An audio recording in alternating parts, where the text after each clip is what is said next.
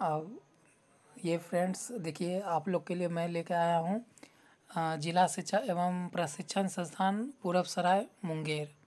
ठीक है, जिन जिन जिन को कॉलेज जिन जिन छात्र को कॉलेज अलॉट हुआ है पूरब सराय मुंगेर में, उनका जो कल नोटिस बोर्ड हुआ है और नोटिस बोर्ड पे जो नोटिस आया था सत्र 2023-2025 के लिए, मैं वो कल लेके आया हूँ आप लोगों के लिए। मैं भी वहीं पर एडमिशन ले रहा हूँ। आप लोग भी यहाँ से आप क्या क्या लेके आना है, जो नहीं कल पहुँच सके थे फ़ोटो खींचने या, तो वो अगर मेरा वीडियो उनके पास पहुँचता है तो उनका हेल्प हो जाएगा, इसलिए मैं ये वीडियो बना रहा हूँ। तो मैं आशा करता हूँ कि जो जो भी पूरब सराय मुंगेर कॉलेज अलॉट हुआ है उनको ये पहुँच जाए नोटिस बोर्ड। भगवान का मतलब मैं शुक्रिया अदा करूँगा उनके पास पहुँचा दे। तो देखिए, पहला क्या है कि आपको ऑनलाइन आवेदन CAF की छाया प्रति लाना है। 1 नंबर मतलब जिस समय आप DLED का फॉर्म भरे थे, अप्लाई किए थे, उसी का छाया प्रति लाना है। ठीक है। दूसरा नंबर देखिए, BSEB के द्वारा प्रकाशित अभ्यर्थी का रिजल्ट स्कोर कार्ड जो निकला था ना, स्कोर कार्ड जो याद है स्कोर कार्ड, तो स्कोर कार्ड का छाया प्रति लाना है। और BSEB से आवंटित महाविद्यालय से संबंधित पत्र इंटीमेशन लेटर की छाया प्रति लाना आपको। जो अब महाविद्यालय जो आवंटित हुआ आपको इधर कल मतलब 11 तारीख को उसको लेके आना है। ठीक है, महाविद्यालय से संबंधित पत्र की छाया प्रति लाना है। 4 नंबर में आपको मैट्रिक या इंटरमीडिएट का अंक पत्र लाना है और मूल प्रमाण पत्र लेके आना है। ठीक है। 5 नंबर में अंतिम संस्थान जैसे महाविद्यालय परित्याग पत्र लेके आना है, जिसको CLC भी बोलते हैं आप, वो लेके आना है। ठीक है। और 6ठा नंबर प्रजन प्रमाण पत्र की मूल प्रति लेकर आना है। प्रवचन प्रमाण पत्र क्या होता है ये मैं भी अभी नहीं समझ पा रहा हूँ। प्रवचन प्रमाण पत्र अगर आपको मालूम है तो मुझे भी कमेंट करके बता दीजिएगा। 6 नंबर। ठीक है।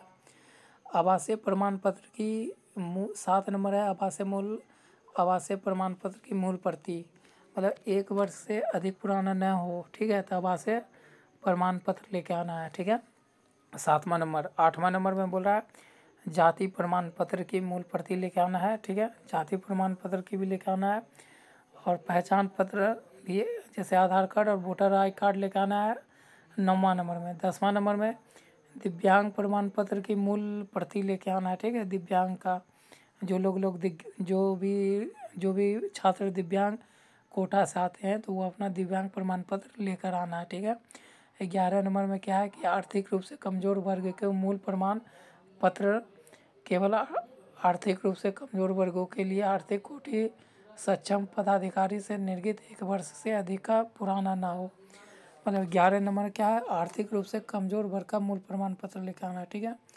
12 नंबर क्या है, स्वास्थ्य प्रमाण पत्र लेके आना है। रजिस्ट्रेशन चिकित्सक के द्वारा निर्गत स्वास्थ्य प्रमाण पत्र लेके आना है। ठीक है, वो आप किसी भी डॉक्टर से MBBS डॉक्टर से बना लेना। ठीक है, 200-300 लगता है बनाने में। ठीक है। और 13 नंबर में 5 पासपोर्ट साइज फ़ोटो ले लीजिएगा रंगीन, और दो कैसा स्टाम्प साइज फ़ोटो ले लीजिएगा रंगीन। ठीक है। 13 नंबर क्या बोल रहा है कि सामान्य अत्यंत पिछड़ा वर्ग के लिए 1150 रुपया लगेगा कि सामान्य अत्यंत पिछड़ा वर्ग के लिए, और जो ST OBC ST और ST और SC एवं दिव्यांग के लिए 7000 रुपया लगेगा। ठीक है, जो आपको कैसे देना है तो ऑनलाइन के माध्यम से पेमेंट किया जाना है। ठीक है, जो नीचे बैंक देखिए यहाँ पर आपको बैंक खाता दिया जा रहा है पैसा भेजने के लिए। ठीक है, हो गया। तो 15 नंबर सभी प्रमाण पत्रों की 200 अभिप्रमाणित छाया प्रति के साथ मूल प्रमाण पत्र को एक फोल्डर फाइल में लाना अनिवार्य है। और 15 नंबर क्या है, जितना भी 1 से लेकर 14 तक है ना, तो वो सब का 2-2 कॉपी लेके आना है। ठीक है। और 16 नंबर संस्थान द्वारा निर्धारित ड्रेस कोड का अनुपालन करना अनिवार्य होगा। 16 नंबर क्या बोल रहा है कि जो भी कॉलेज के द्वारा ड्रेस कोड चलाया जाएगा वो आपको फॉलो करना अनिवार्य होगा। ठीक है, 16 नंबर बोल रहा है। 17 नंबर में बोल रहा है नामांकन शुल्क किसी भी परिस्थिति में वापस नहीं किया जाएगा। मतलब जिस समय आप नामांकन ले लोगे, जो नामांकन शुल्क है वो आपको फिर से वापस नहीं किया जाएगा। ठीक है, 17 नंबर में। 18 नंबर में यह पत्र मात्र अभ्यर्थी के नामांकन के पात्रता का घोतक है, नामांकन की अनिवार्यता का नहीं। ठीक है, 18 नंबर समझ रहे होंगे आप लोग। 19वां नंबर क्या है, इस घोषणा पत्र के साथ शपथ पत्र देना है कि मेरा सभी प्रमाण पत्र सही है। तो 19 नंबर क्या बोल रहा है कि आपको एक शपथ पत्र देना होगा। जो भी आप डाटा जो भी आप कागजात दे रहे हो ना, उसके लिए एक शपथ पत्र बनाकर कोर्ट से देना होगा कि जो भी मैं अपना डाटा दे रहा हूँ, जो भी अपना कागजात दे रही हूँ, वो सब सही है। जो सही मतलब सही कागजात दे रहे हूँ, कहने का मतलब ये है। किसी भी प्रकार का गलत प्रस्तुति कागजात के लिए मेरा नामांकन रद्द करने हेतु कानूनी कार्रवाई के लिए स्वयं जिम्मेदार होगा। अगर कोई भी मतलब आप गलत कागजात देते हो तो उसके लिए जो जिम्मेदार होगा वो आप खुद अपने आप को ठहराओगे। ठीक है, तो 19 नंबर हो गया।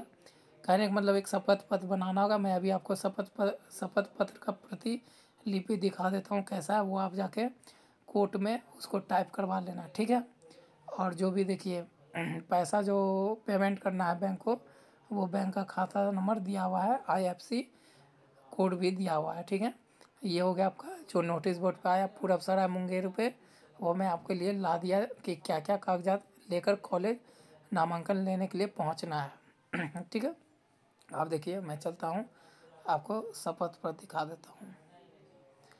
आप देखिए ये आपका आ गया शपथ पत्र। ठीक है, ये आपका शपथ पत्र। ठीक है, शपथ पत्र देख लीजिए यहीं से, इसको जाके कोर्ट में बस टाइप करवा लेना। ठीक है, तो ये आपका यहाँ से हेल्पफुल हो जाएगा। तो ठीक है, जो भी दोस्त मुंगेर पूरब सराय में ये कॉलेज अलॉट हुआ है, उनके लिए मैं एक छोटा सा प्रयास किया हूँ कि सबको जो दूर दूर से आएंगे उनको दिक्कत ना हो। तो मिलते हैं आपसे फिर कल। आज के लिए बाय बाय।